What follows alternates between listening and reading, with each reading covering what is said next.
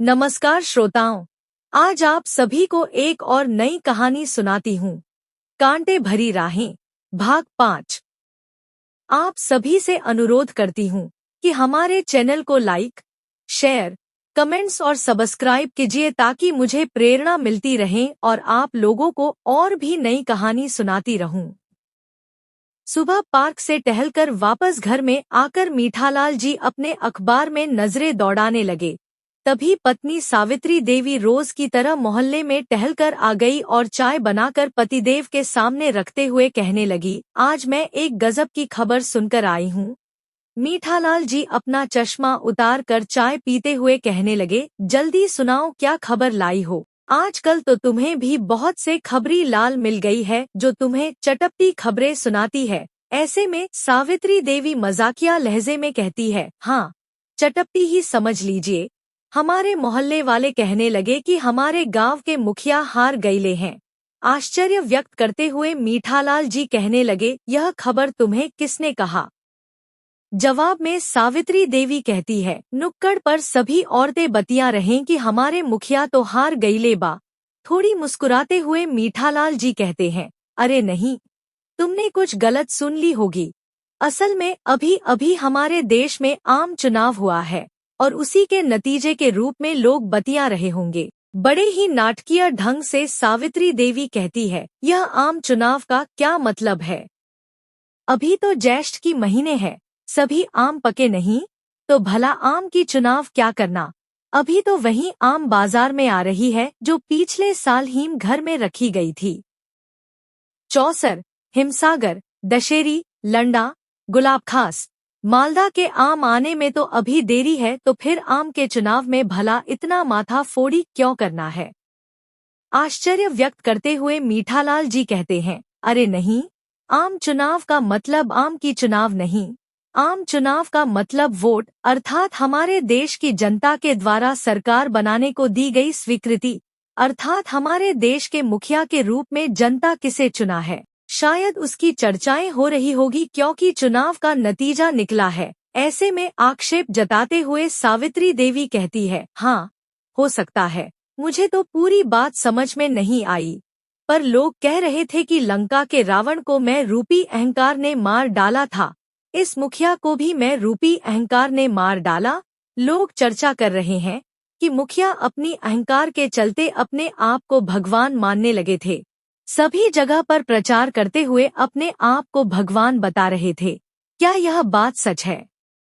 मीठालाल जी कुछ देर तक मौन रहकर कहने लगे, उनका कहना कुछ हद तक तो सही है।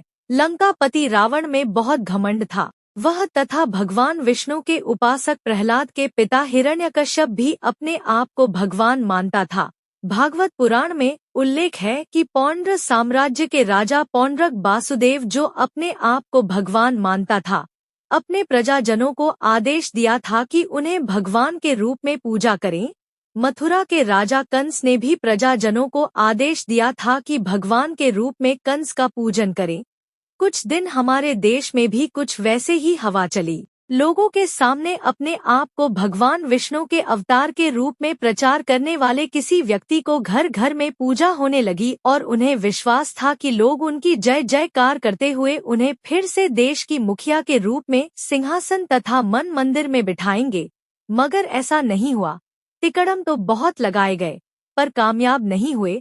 लोगों को अपनी वाणी और चपलता के मोह जाल में फंसाकर लोगों के भगवान बने बैठे थे।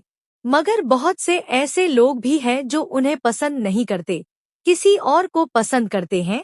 शायद उसी के चर्चा आज गली गली तथा मोहल्ले में हो रही है होगी। मीठालाल जी कहते हैं, अहंकार कदापि अच्छे नहीं होते।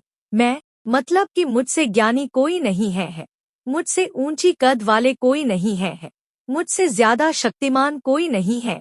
इस तरह के घमंड पालकर रखने वाले हमारे देश में बहुत से हैं, मगर उन्हें नहीं मालूम कि न केवल एक प्रतापी राजा, महान ज्ञानी तथा शंकर भगवान और दुर्गा माता के परम भक्त रावण, वह भी अपने अहंकार के कारण मिट्टी में मिल गया था, और एक साधारण मनुष्य का भला क्या विषाद है। मगर लोग अपने घमंड के चलते वक्त तथा भगवान के अस्तित्व को ही नकारने लगते हैं।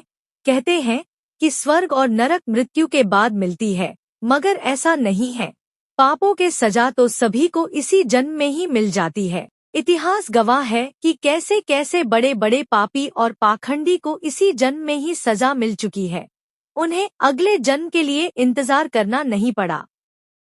सावित्री देवी विषय को उलझते हुए देखकर कहने लगी, मुझे तो यह सब पहेली की तरह लगती है। भला कोई इंसान अपने आप को भगवान तथा सर्वशक्तिमान कैसे कह सकता है? जवाब में मीठालाल जी कहते हैं, क्यों नहीं? जो अज्ञानी होते हैं, जैसा कि हिरण्यकश्यप, राजा पौंड्रक और मथुरा के राजा कंस था, वह लोग भी तो अपने आप को भगवान समझते थे। हिरण्यकश्यप तो सचमुच बहुत विद्वान भी था। उसे उसके साधना के द्वारा अमर रहने की वरदान तथा विचित्र वरदान मिली हुई थी कि न कोई मानव, न कोई पशु, न कोई पुरुष, न स्त्री, न दिन न रात में, न घर के भीतर न बाहर, न धरती पर न आकाश में, न किसी अस्त्र शस्त्र से उनकी मृत्यु हो सकती है। मगर इतना कुछ वरदान प्राप्त करने के पश्चात भी उनकी मृत्यु हो गई। ऐसे में सबसे बड़ी बात है कि लोगों में संयम बरतनी चाहिए तथा अहंकार रूपी राक्षसी प्रवृत्ति से दूर रहना चाहिए, जो बहुत से दिखाई देती है। भगवान भी परीक्षा लेते हैं। जैसा कि कृष्ण भगवान अपने बुआ जी के बेटा शिशुपाल को माफ करते गए और 101 अपशब्दों कहने के कारण उसकी हत्या कर डाली, तो भगवान जब किसी को सजा देते हैं तो उसके सारे अहंकार को चूर्ण करके मिट्टी में मिला देते हैं। ऐसे में मैं तो कहता हूँ कि भगवान सभी को सद्बुद्धि दे।